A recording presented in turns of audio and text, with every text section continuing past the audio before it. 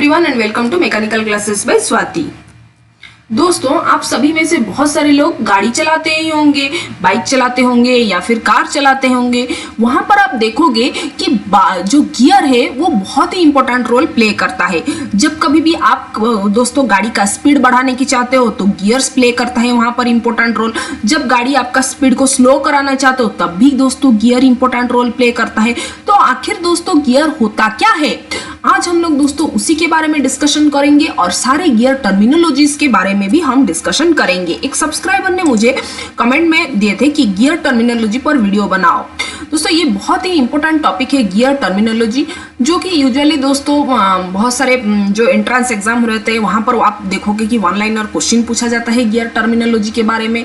और फिर semester point of view से भी ये बहुत ही इंपॉर्टेंट रोल, ये जो टॉपिक है ना ये बहुत ही इंपॉर्टेंट टॉपिक है दोस्तों, क्योंकि आप सेमिस्टर के लिए प्रिपेयर कर रहे हो ना तब भी ये क्वेश्चंस आते हैं गियर टर्मिनोलॉजी के बारे में। तो आज हम लोग दोस्तों ये गियर टर्मिनोलॉजी सब पढ़ने वाले हैं इस वीडियो में, इसलिए आप वीडियो को एंड तक जरूर देखिए और वीडियो अच्छा लगो तो एक लाइक दोस्तों जरूर कर दीजिए और मेरे चैनल को बिल्कुल सब्सक्राइब करना बिल्कुल भी ना भूले, क्योंकि आगे जाके दोस्तों जो भी मैं वीडियोस बनाऊंगी उसका नोटिफिकेशंस डायरेक्टली आपके मोबाइल में दोस्तों पहुंच सके। तो चलिए दोस्तों अभी वीडियो को स्टार्ट करते हैं और जानते हैं पहले गियर्स के बारे में। तो गियर होता क्या है? गियर दोस्तों देखिए ये एक मशीन पार्ट है, ये एक रोटेटिंग मशीन टाइप है जिसके आउटर पेरिफेरी में आप देखोगे कि बहुत सारे टीथ कटे होते हैं। अब ये गियर काम कैसे करता है? गियर का दोस्तों मेन काम यही है कि वो पावर को ट्रांसमिट करना from one shaft to the another, power को ट्रांसमिट करता है वो। अभी आप को ऐसे बोलोगे तो समझ में नहीं आएगा मे भी, तो अब हम चलते हैं कुछ एग्जाम में मैं एक एग्जांपल देके आपको समझाती हूँ। देखिए ये है एक ब्लू कलर का शाफ्ट, वहां पर देखिए गियर लगा रहता है, ब्लू कलर का गियर आप देख रहे हो। तो यहाँ पर दोस्तों एक रेड कलर का शाफ्ट है जहां पर हमने और एक गियर लगाया है। ओके, तो क्या होता है, हमें क्या करना है, इस ब्लू कलर शाफ्ट में पावर को ट्रांसमिट करना है रेड कलर शाफ्ट में। तो कैसे ट्रांसमिट करेंगे, इसीलिए हमने गियर को लगाया है। ठीक है दोस्तों, तो जब भी ये शाफ्ट रोटेट करेगा ये गियर रोटेट करेगा। अभी ये जो पहला वाला गियर है ये ब्लू कलर का है वो रोटेट करेगा, तो क्या होगा कि ये जो गियर है ये रेड कलर गियर के साथ मैशअप हुआ है। ओके, मैशअप हुआ है, तो जब भी ये फर्स्ट वाला गियर रोटेट करेगा तो ये सेकंड वाला गियर भी उसके साथ कांटेक्ट में आएगा, तो सेकंड वाला गियर भी रोटेट करेगा, मैशअप हो जाएगा ब्लू कलर गियर के साथ और फिर वो भी रोटेट करेगा। तो जब ये सेकंड वाला गियर, ये जो गियर है ये रोटेट करेगा तो ऑब्वियसली बात है शाफ्ट भी रोटेट करेगा उसके साथ। तो कुछ इस तरह से पावर जो है वो ट्रांसमिट हो पा रहा है from one shaft to another shaft. Okay, जब भी दोस्तों ये जो दो गियर मैशअप होते हैं, मैशअप मतलब कांटेक्ट में आते हैं, तो फिर दोस्तों टॉर्क की ट्रांसमिट होती है, स्पीड बढ़ता है या कम होता है। मान के चलिए दोस्तों कि एक बड़ा सा गियर है, ये देखिए आप इस फिगर में देख रहे हो कि बड़ा सा गियर है और वो किसके कांटेक्ट में आता है, एक छोटा सा गियर के कांटेक्ट में मैशअप होता है, उसका टीथ जो है वो मैशअप हो रहे हैं। ओके, कांटेक्ट में आ रहे हैं, तो उस केस में क्या होगा, आपकी गाड़ी का स्पीड बढ़ जाएगा और टॉर्क जो है वो डिक्रीज कर जाएगा, राइट।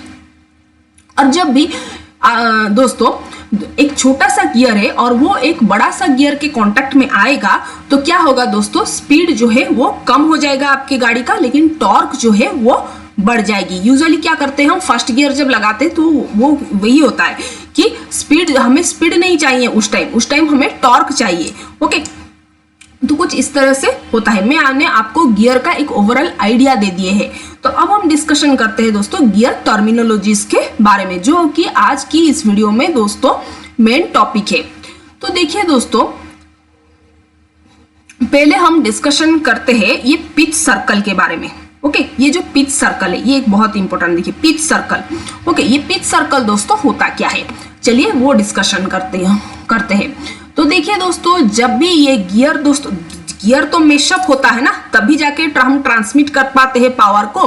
तो जब भी दोनों गियर मैशअप होता है ना, तब एक कांटेक्ट पॉइंट होता है, मतलब कहने का मतलब है एक पर्टिकुलर पॉइंट पे वो दोनों एक दूसरे को टच करते हैं। यहाँ पर दोस्तों क्या है, ये वाला कांटेक्ट पॉइंट है जिसका ये जो इसका टीथ और इसका टीथ कांटेक्ट में आ रहे हैं, दिख रही, ये वाला देखिए आप, ये कांटेक्ट में आ रहे हैं, ये वाला पॉइंट जो है वो आप देख रहे हो ना कि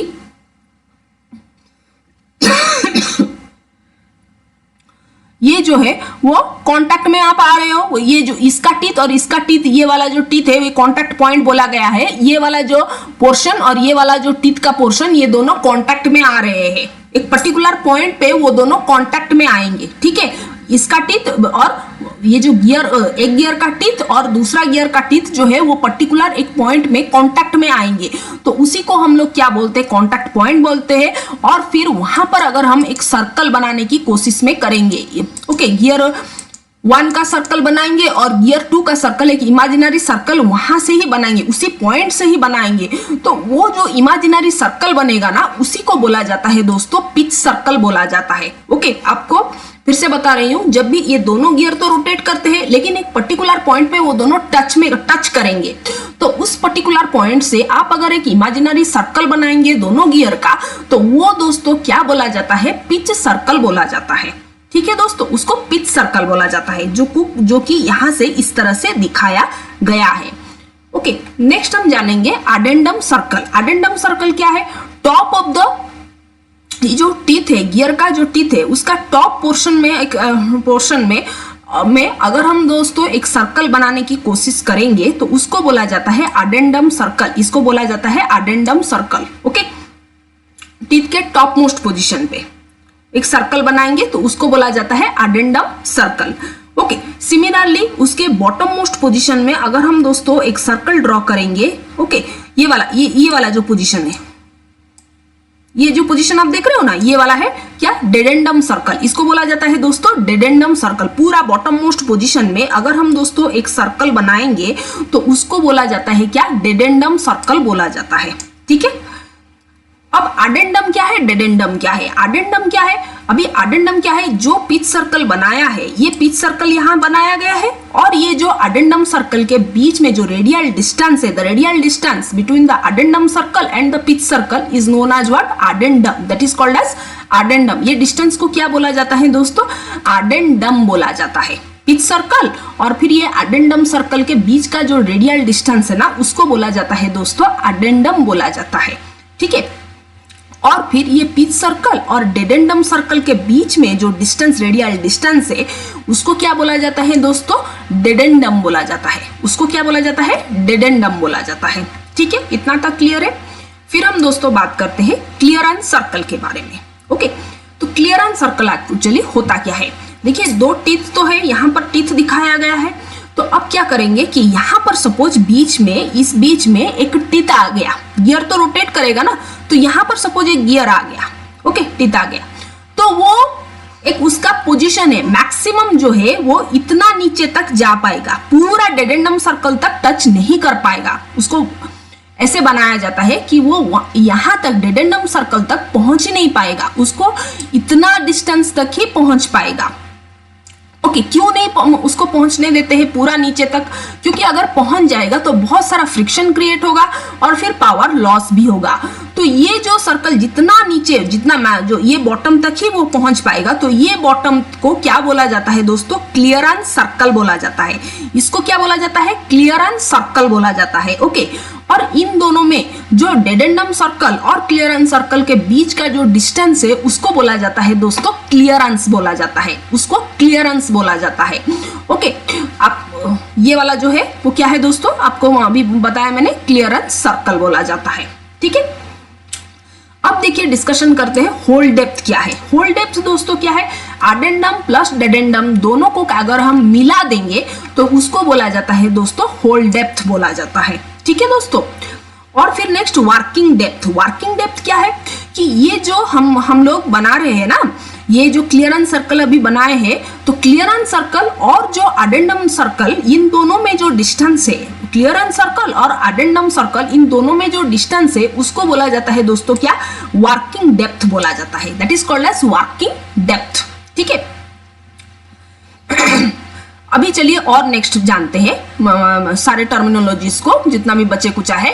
जो टॉप लैंड है उसको क्या बोला, वो देखिए टॉप ऑफ द टीथ को, टीथ का जो टॉप मोस्ट पोजीशन है उसको क्या बोला जाता है, टॉप लैंड बोला जाता है, ठीक है।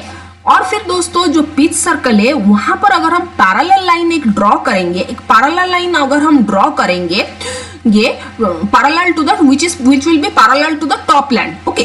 तो लाइन ड्रॉ करेंगे तो वो दो पार्ट्स में विभक्त हो जाएगा, दो पार्ट्स में वो डिवाइड हो जाएगा। पहला जो पार्ट है उसको क्या बोला जाता है, फेस बोला जाता है, और जो ये जो नीचे वाला पार्ट है उसको क्या बोला जाता है, फ्लैंक बोला जाता है। ठीक है, इतना तक क्लियर हो गया आप? ओके, फिर बॉटम लैंड है, ये जो पोर्शन है इसको बॉटम लैंड बोला जाता है, और फिर यहाँ पर फिलेट रेडियस भी दिया गया है, ओके, फ्रिक्शन को रिड्यूस करने के लिए। ओके, अभी नेक्स्ट जो ये है वो क्या है दोस्तों, सर्कुलर पिच है। सर्कुलर पिच मतलब क्या, अभी उसका जानते हैं। सर्कुलर पिच मतलब क्या, सर्कुलर पिच मतलब आप सपोज एक पॉइंट लेंगे यहाँ पर, ओके, सपोज आप एक पॉइंट लेंगे, suppose, okay, if you are considering this point, okay, और एक पॉइंट लेंगे जो कि पिच सर्कल के ही जो इमेजिनरी लाइन है वहां पर ही आपको लेना है, लेकिन एक दूसरा सा एक टीथ का पोर्शन लेंगे। ओके, तो इस यहां पर सपोज मैं एक पॉइंट ड्रॉ करी हूं, तो इस पॉइंट से इस पॉइंट का जो डिस्टेंस है उसको क्या बोला जाता है दोस्तों, सर्कुलर पिच बोला जाता है, which is usually denoted by PC. Okay, and PC is equal to m by t. Okay, m by t, sorry, pc is equal to pi into m, sorry, pc is equal to 1 minute, pc is equal to pi into m, 1 minute, pc is equal to pi into m,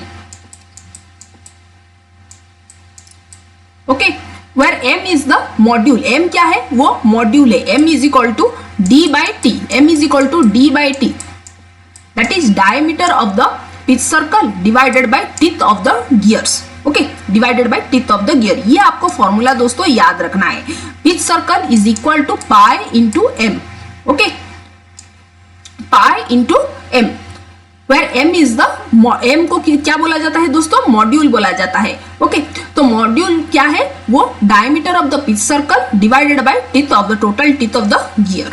ठीक है, तो ये सब दोस्तों कुछ terminologies है जो आपको जानना है। आई होप दोस्तों इस वीडियो में आपको कुछ सीखने को मिला होगा। अगर ये वीडियो आपको पसंद आई हो तो एक लाइक दोस्तों जरूर कर दीजिए, और मेरे चैनल को दोस्तों सब्सक्राइब करना बिल्कुल भी ना भूलें। ठीक है दोस्तों, मैं यहाँ पर वीडियो को एंड करती हूँ, फिर मिलते हैं दोस्तों नेक्स्ट वीडियो में। Thank you.